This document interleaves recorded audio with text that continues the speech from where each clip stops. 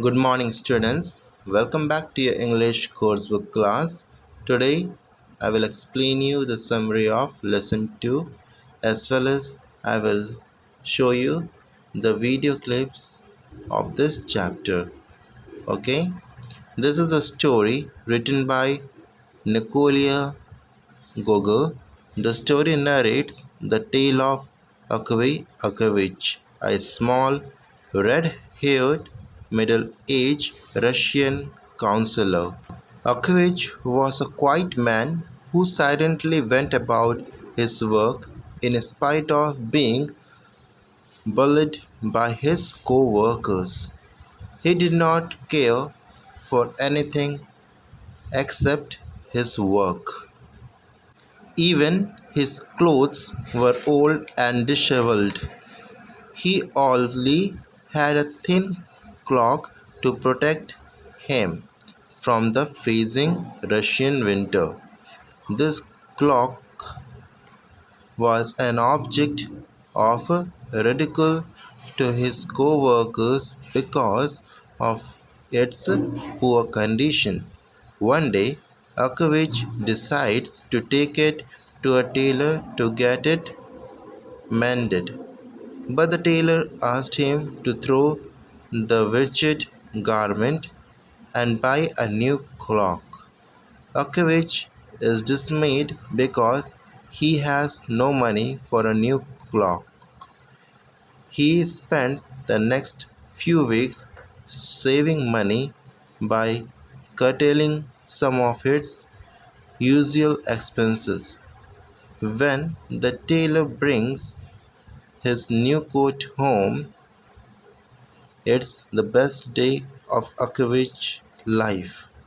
He proudly looks at the silk lined clock and deems it to be perfect. Then Akavich tries it on and sets out at once to his office so he can show it off to his colleagues and put an end to their testing. Dear students, I hope this summary is clear to you. If it is not clear, go through this video clip and you will understand more about this chapter. Okay? Your homework is you have to try to solve the question answers of this chapter. The overcoat. This is Akaki Akaklevich. He works as a counselor, but basically copies documents for his seniors. He does not talk much, so people make fun of him a lot. But he rarely seems to notice.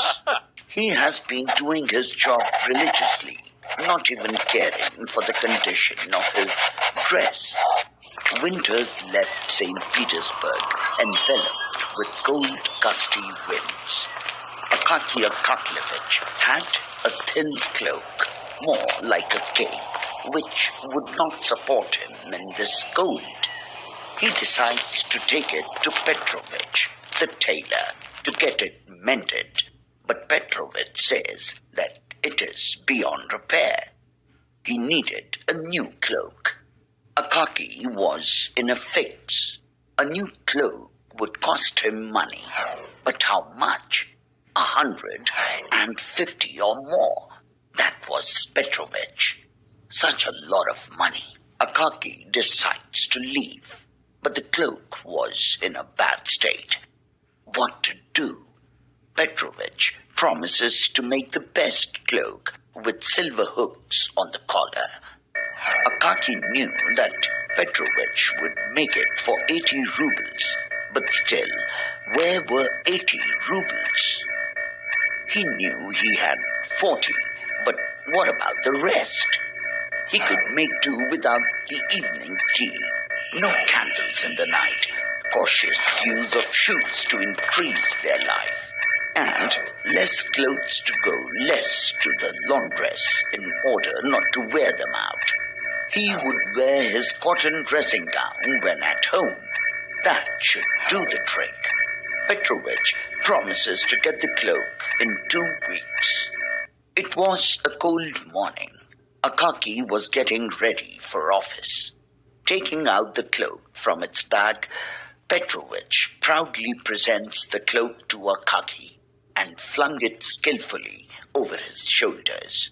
Then he tucked at places to fit it properly around Akaki without buttoning it. Akaki folds the sleeves, looking happy. He pays Petrovich and leaves for office.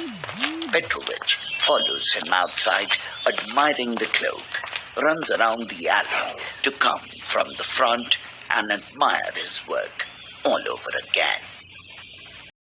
Thank you and have a nice day.